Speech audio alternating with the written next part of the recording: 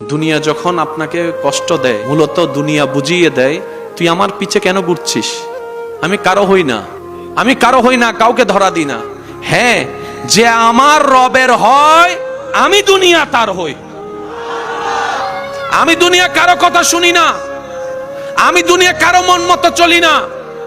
কিন্তু যে আমার রবকে খুশি করবে, আমার খালিকের গোলামি করবে, আমার মালিকের সন্তুষ্টির সামনে নিজের আমিত্ব সবকিছু বিলীন করে দিবে, আমি দুনিয়া তাকে বন্ধু রূপে গ্রহণ করে নিই। বলেন, আপনি জীবন চলার পথে দেখবেন অন্যের ব্যথায় আপনার এখানে ব্যথা লাগে, কষ্ট লাগে, মায়া লাগে। যদি লেগে থাকে বুঝবেন আপনার ভিতরে মনুষ্যত্ব আছে। কিন্তু আপনার বিপদে কষ্টে দেখবেন যে আপনার আপন মানুষের চোখও পানি নেই, কিন্তু মুখের মধ্যে কোণার মধ্যে একটা হাসি আপনি খুঁজে পাবেন। আপনার ব্যথায় ব্যথা পাবে না, বরঞ্চ মুস্কি মুস্কি হাসতে পারে, এমন আপন আপনি পাবেন। তো মন ছোট করার দরকার নেই। দুনিয়া যখন আপনাকে কষ্ট দেয়, মূলত দুনিয়া বুঝিয়ে দেয় তুই আমার পিছে কেন ঘুরছিস। আমি কারো হই না, কাউকে ধরা দিই না। হ্যাঁ, যে আমার রবের হয় আমি দুনিয়া তার হই। আমি দুনিয়া কারো কথা শুনি না, আমি দুনিয়া কারো মন মতো চলি না। কিন্তু যে আমার রবকে খুশি করবে, আমার খালিকের গোলামি করবে, আমার মালিকের সন্তুষ্টির সামনে নিজের আমিত্ব সবকিছু বিলীন করে দিবে, আমি দুনিয়া তাকে বন্ধু রূপে গ্রহণ করে নিই। বলেন সুবহান। তো মূসা নবী একদিন রাস্তা দিয়ে যাচ্ছেন, একজন উম্মত মূসা নবীকে বলে, ইয়া নবী আল্লাহ, আপনার সাথে তো আল্লাহর কথা হয়, আমার পক্ষ থেকে আল্লাহর কাছে একটা দরখাস্ত করবেন। সুবহানাল্লাহ। কি দরখাস্ত?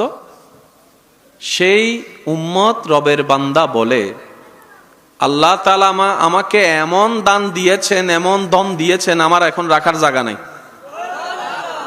আল্লাহকে একটু বলবেন আমাকে যেন আর কোনো ধন সম্পদ না দেয়। সারা জীবন চাওয়ার মানুষের কথা শুনেছি, আল্লাহ যেন আমাকে দেয় এটা শুনেছি, আল্লাহ যেন আমাকে না দেয় এটা শুনিনি। মূসা নবীর উম্মত বলে আল্লাহকে বলবেন আল্লাহ যেন আমাকে আর ধন দৌলত সম্পদ কোনো কিছুই আর না দেয়, যা দিয়েছে যথেষ্ট। কিছু দূর যাওয়ার পরে আরেকজন আল্লাহর বান্দার সাথে সাক্ষাৎ, যার শরীরও তেমন কোনো ভালো কাপড়। উনি বলে যে আপনি তো আল্লাহর সাথে কথা বলেন, আল্লাহকে একটু বলেন না আল্লাহ যেন আমাকে দুনিয়াতে একটু সম্পদ টম্পদ দেয়। একজনে বলে যে না দেয়, আরেকজনে বলে যে আল্লাহ যেন দেয়। দুজনের দরখাস্ত নিয়ে কালিমুল্লাহ রবের সমীপে পেশ করলেন। আল্লাহ তাআলা বললেন যে সম্পদের মালিক আমার বান্দা, হে মূসা তুমি তাকে বলিও সে যেন শুকরিয়া আদায় করা বন্ধ করে দেয়, আমি নিয়ামত দেওয়া বন্ধ করে দিব। সুবহান।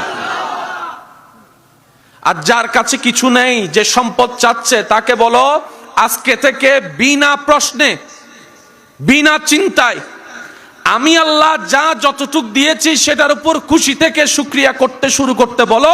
আমি আল্লাহ নিয়ামত আরো বাড়াই দিব, সম্পদে বাড়াই দিব, বরকতে বাড়াই দিব। মূসা নবী আল্লাহর থেকে সে কালাম নিয়ে আসলেন। আসার পরে যে ধনী, তাকে ডেকে বললেন আল্লাহ তোমাকে বললেন যদি শুকরিয়া করা বন্ধ করো নিয়ামত দেওয়া বন্ধ করে দিবে। সে বান্দা বলে, হে নবী মূসা, এটা আমার পক্ষে করা সম্ভবপর নয়। আল্লাহর শুকরিয়া বন্ধ করা এটা আমি পারবো না। যখন আমার কোনো কিছুই ছিল না, তখন আমি আমার রবের শুকরিয়া আদায় করা বন্ধ করি নাই। আজকে আমার রব আমাকে এত নিয়ামত দিয়েছে, আমি কোন মুখে রবের শুকরিয়া করা বন্ধ করব? আমি শুকরিয়া বন্ধ করতে পারবো না। বলেন সুবহান। শুকরিয়া এমন একটা নিয়ামত, আপনার অল্পটাকে মহা বানায় দিবে। শুকরিয়া করতে থাকবেন, নিয়ামত বাড়তে থাকবে। আওয়াজ দিয়ে বলুন ওয়াদাকার, ওয়াদাকার।